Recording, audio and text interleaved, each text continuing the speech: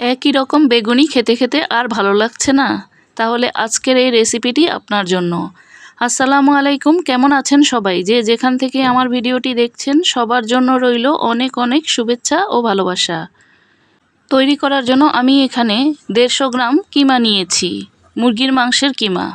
তৈরি করার জন্য আমি এরকম বড় সাইজের একটি বেগুনের অর্ধেকটা পরিমাণ নিয়েছি। পাতলা পাতলা করে বেগুনির মতো কেটে ধুয়ে নিয়েছি। এবার লবণ দিয়ে মেখে রেখে দেব। চুলায় একটি প্যান বসিয়ে দিয়ে দেব অল্প একটু তেল। তারপর 2টি পেঁয়াজ কুচি, পেঁয়াজটাকে এভাবে কুচি কুচি করে কেটে নিয়েছি। পেঁয়াজটাকে এবার তেলের সাথে ভেজে নেব। পেঁয়াজটা কিছুটা নরম হয়ে আসলে দিয়ে দেব আধা চা চামচ আদা বাটা, আধা চা চামচ রসুন বাটা। আদা রসুনটাকে একটু ভেজে নেব যেন কাঁচা গন্ধটা না থাকে।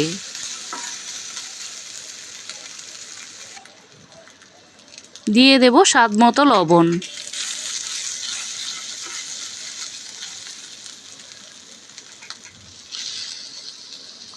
এখন কিমা করা মুরগির মাংসটাকে দিয়ে দেব। আপনারা আপনাদের পরিমাপ অনুযায়ী যতটুকু লাগে নিয়ে নেবেন।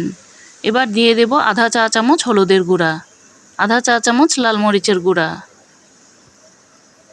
আধা চা চামচ জিরার গুঁড়া, 2 চিমটির মতো গোলমরিচের গুঁড়া, আমি এখানে কালো গোলমরিচটা নিয়েছি, 2 চিমটির মতো গরম মশলার গুঁড়া, সয়া সসের বোতলের মুখার 1 মুখা সয়া সস। এবার মশলার সাথে কিমাটাকে একটু ভালোভাবে ভেজে নেব। চুলার আঁচটা কিন্তু মাঝারি হিটে রেখে ভেজে নিতে হবে। দিয়ে দেব 1 টেবিল চামচ টমেটো সস। টমেটো সসটা দেওয়ার পর আর একটু সময় নিয়ে কিমাটাকে ভেজে নিতে হবে।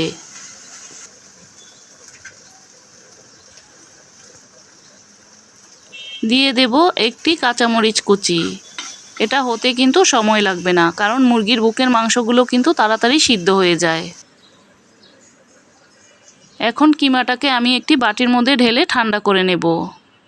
এদিকে আরেকটি বোলের মধ্যে নিয়ে নেব 1 কাপ বেসন।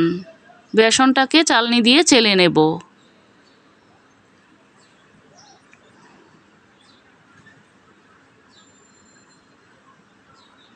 বেসনটা চেলে নেওয়া হয়ে গেলে দিয়ে দেব আধা কাপ কর্নফ্লাওয়ার, 1 চা চামচ লবণ, 1 চা চামচ লাল মরিচের গুঁড়া, এই রকম 1 প্যাকেট ম্যাজিক মশলা, আধা চা চামচ রসুন বাটা, আধা চা চামচ আদা বাটা, আধা চা চামচ ভাজা জিরার গুঁড়া, 1 চা চামচ বেকিং পাউডার। এবার সবগুলো উপকরণ একটি হ্যান্ড উইক্স দিয়ে খুব ভালোভাবে মিশিয়ে নেব। অল্প অল্প করে পানি মিশিয়ে এবার বেসনের গোলাটাকে তৈরি করে নেব।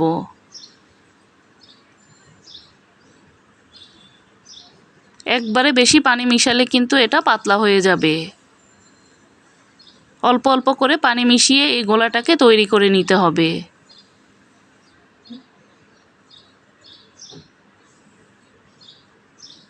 দিয়ে দেব 1 চা চামচ হলুদের গুঁড়া।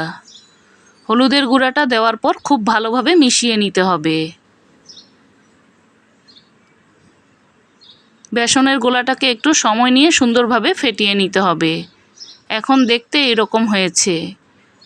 এবার কেটে রাখা বেগুনগুলোর উপরে 1 চা চামচ কিমা দিয়ে দেব।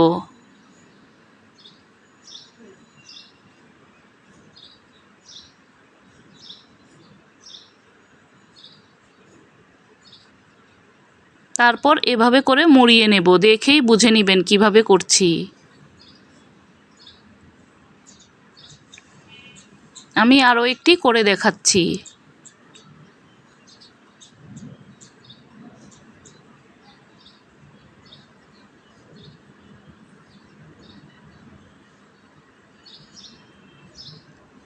এইভাবে করে আমি সবগুলো কিমা বেগুনিকে তৈরি করে নিয়েছি। এবার ভেজে নেওয়ার জন্য বেসনের গোলাটাতে চুবিয়ে নেব।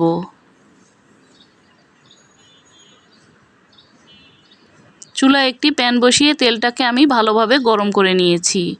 চুলার আঁচটাকে মাঝারি হিটে রেখে এবার বেগুনিগুলোকে দিয়ে দেব।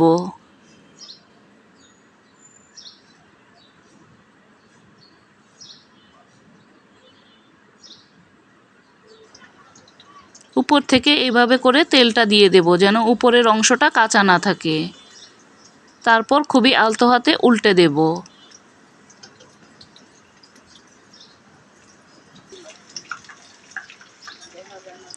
উল্টে পাল্টে বেগুনিগুলোকে সুন্দরভাবে ভেজে নেব যেন দুইটা পাশই সুন্দরভাবে মুচমুচে হয়। ভেজে নেওয়া হয়ে গেলে এবার কিমা বেগুনিগুলোকে তুলে নেব। তৈরি হয়ে গেল মজার কিমা বেগুনি। ইফতারের টেবিলটাকে আরেকটু আকর্ষণীয় করার জন্য ভিন্ন স্বাদের এই বেগুনিটি কিন্তু একবার তৈরি করে দেখতে পারেন।